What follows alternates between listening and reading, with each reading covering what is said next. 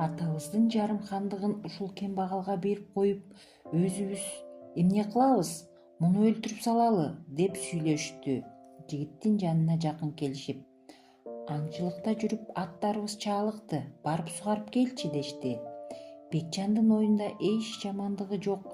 Аттарды жетелеп көл жээгине келди. Хандын балдары анын артынан жашынып келип, жигитти сууга түртүп жиберишти. Кыз айтып коет деп аны да өлтүрмөй болушту. Экөө кызга кол салмакка жакындашканда, кыз сууга боюн таштап, татынакай ак кууга айланып калды. Сууга чөгүп бараткан Бекжанга сүзүп жетип, аны балыкка айлантып аман алып калды. Хандын балдары зымырык кушту алып, аттарын оңду солду теминип атасына жөнөштү.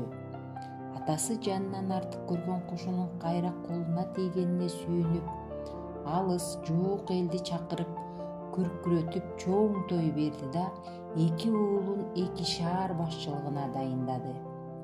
Зымырык кушту мурдагы ордуна кондурду, бирок куш таптакыр сүйлөбөй койду. Бир топ күн өтүп, Бекжан колуктуу Сөөкө шаарга жетип, хан сарайга киришкенде, зымырык кушка тил бүтүп: "Анык баатыр ушул жигит, мени издеп тапкан. Хандын балдары бул жигиттин эрдигин калп жерден өздөрүнө энчилеп алышты", деди. Зымырык куштун сүйлөгөнүнө хан аябай сүйүндү.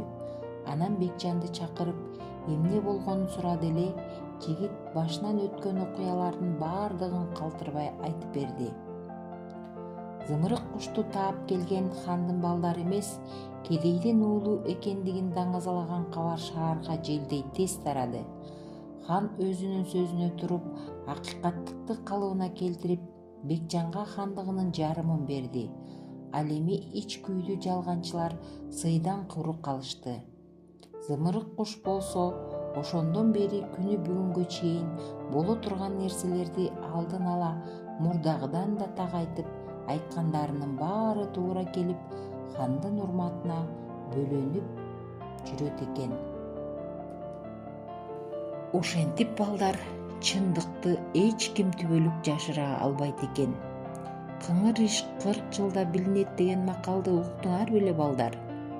Кыргызда дагы бир илгертеден айтылып келген "ак ийилет, бирок сынбайт" деген да макал бар. Көрдүңөрбү, балдар?